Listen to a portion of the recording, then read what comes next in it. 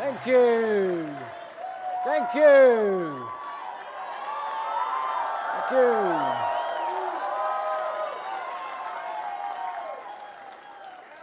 There comes a time in the history of nations when fear and forgetfulness cause a nation to hesitate, to waver, and perhaps even to succumb.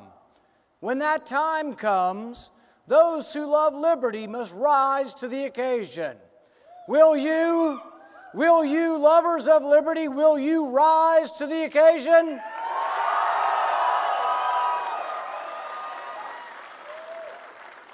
When politicians accept censorship, when politicians accept imprisonment without trial, when politicians accept torture, even of the innocent, as necessary, then lovers of liberty must rise. We must rise and stand with our forefathers who stared down the king. We must rise as free men and women and reclaim our birthright. We must protect and defend the Constitution against all enemies, foreign and domestic.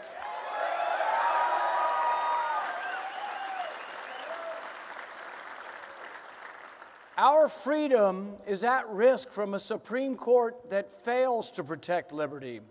In the mistake of the century, Justice Roberts affirmed the power of the government to force you to buy insurance.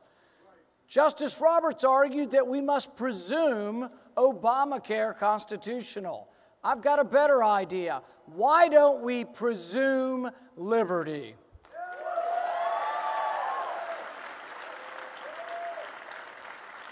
Just as we are presumed innocent, so too we should be presumed free. President Obama's fundamental promise that if you like your doctor, that you can keep them, was a lie. Obamacare, at its very core, takes away a patient's right to choose. I promise you this, as a doctor, I will take it and make it my mission to heal the nation, reverse the course of Obamacare, and repeal every last bit of it.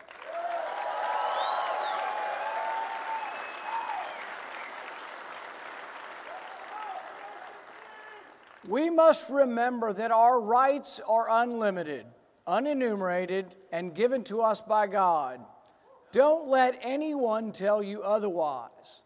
The Ninth Amendment says that those rights not listed are not to be disparaged. You do have a right to privacy. Your rights are who you are. Your rights are what you are. Your rights are in your DNA, and the government can, quite frankly, get over it.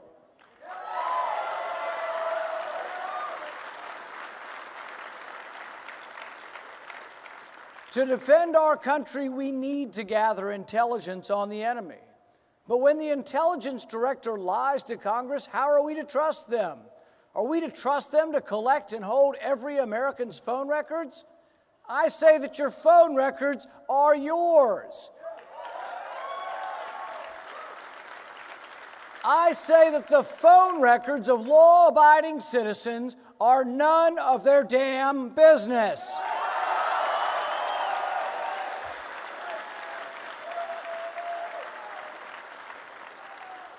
From within, our freedom is threatened by debt and by a government that regulates everything that moves.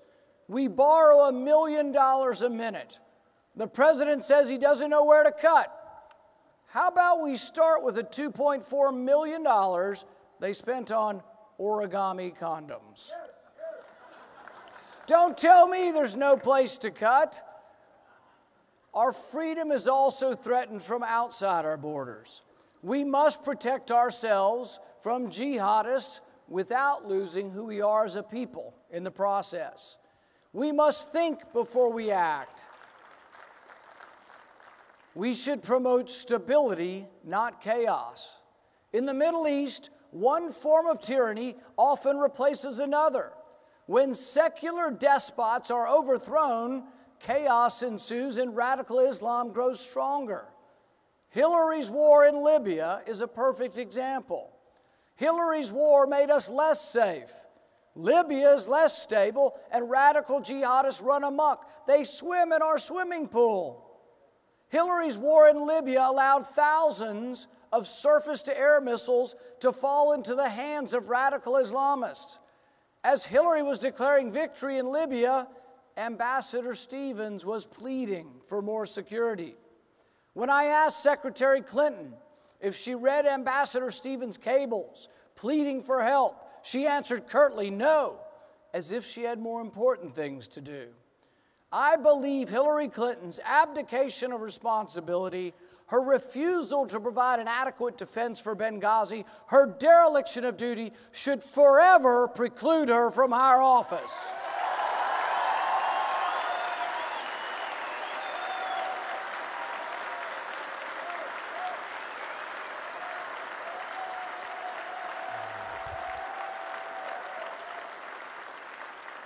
It's time for Hillary Clinton to permanently retire.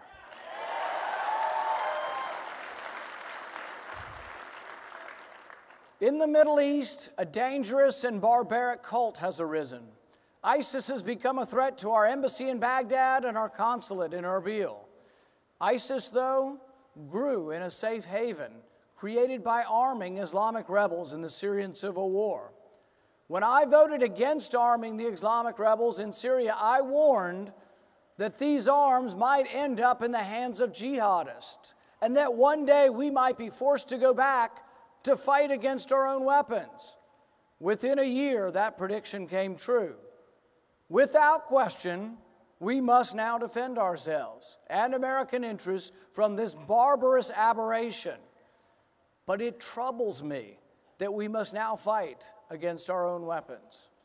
We need a national defense robust enough to defend against all attacks, modern enough to deter all enemies, and nimble enough to defend our vital interests. But we also need a foreign policy that encourages stability, not chaos. At home, conservatives understand that the government is the problem, not the solution.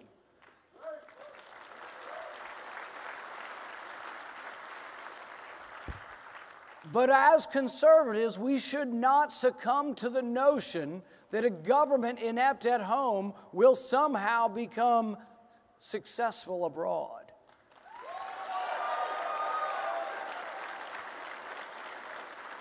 That a government that can't even deliver the mail will somehow be able to create nations abroad. Without question, we must be strong. Without question, we must defend ourselves. I envision an America with a national defense unparalleled, undefeatable, and unencumbered by nation building.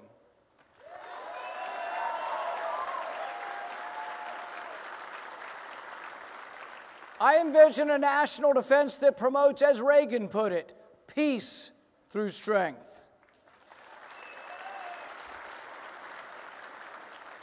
We must realize, though, that we do not project strength by borrowing money from China to send it to Pakistan. It angers me to see mobs burning our flag and chanting "Death to America" in countries that receive our foreign aid.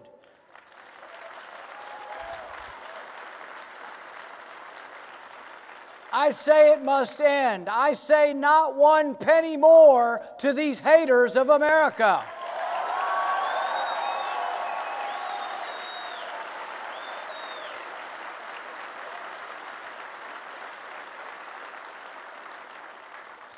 At home, our nation needs new ideas and new answers to old problems.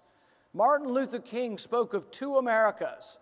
He described them as two starkly different American experiences that exist side by side. In one America, people experience the opportunity of life, liberty, and the pursuit of happiness.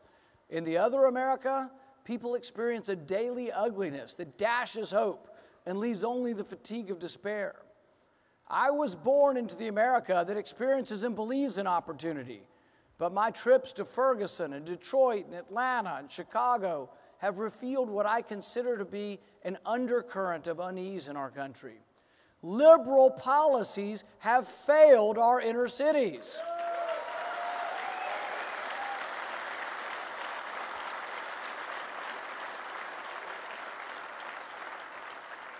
Liberal policies have failed our poor communities. Our schools are not equal, and the poverty gap continues to widen. It's time for a new way, a way predicated on opportunity and freedom.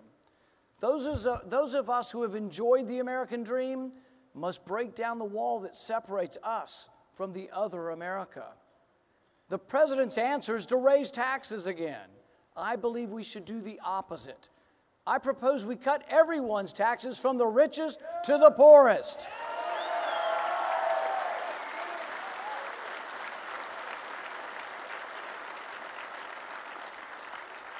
In the coming weeks, I will propose the largest tax cut in American history. A tax cut that will leave more money in the paychecks of every worker in America.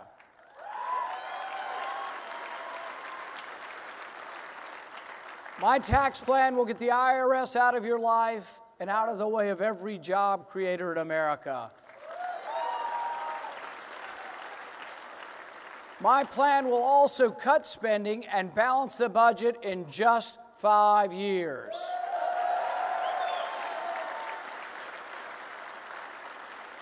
To fix Washington, we can't have business as usual. Often bills are plopped on our desk with only a few hours to review. No one, and I mean no one, is able to read what is in the bill. I propose something truly outrageous. Congress should read every bill.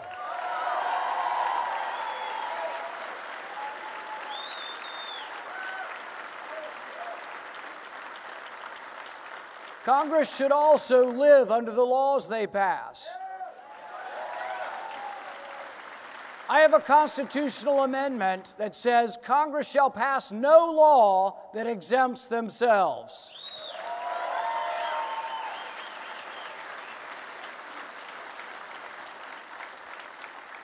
And finally, if they won't listen, we should limit all their terms and send the career politicians packing.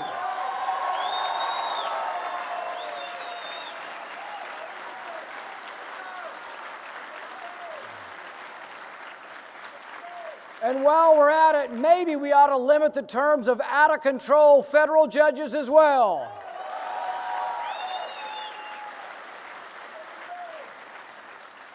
We need to return to our founding principles. Stand up for the entire Bill of Rights.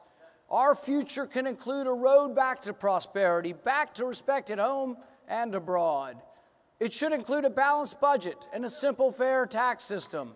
It should include a government that protects your rights and your security. It should include a stronger, better, more agile military. It's time for a new way, a new set of ideas, a new leader, one you can trust, one who works for you, and above all, it's time for a new president.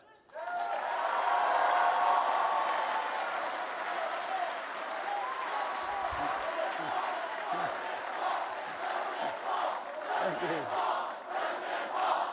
Thank you.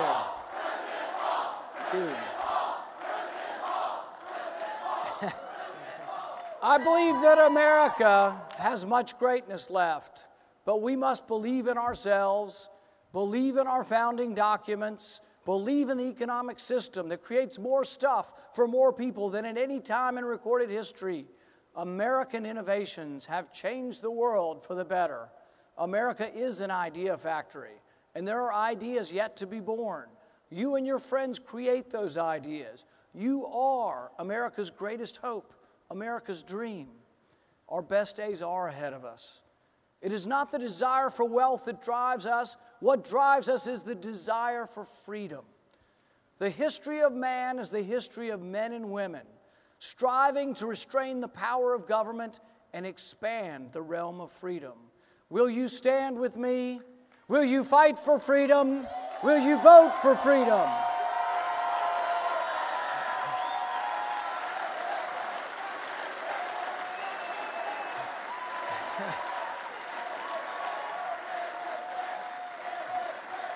Let us rise as one and shout from the top of our lungs for freedom now, for our God-given liberty. Let us stand together to make America once again the leading light for freedom and prosperity for all. Thank you, God bless you, and God bless America.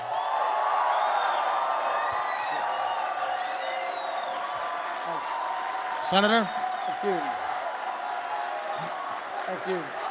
Senator? Thank you.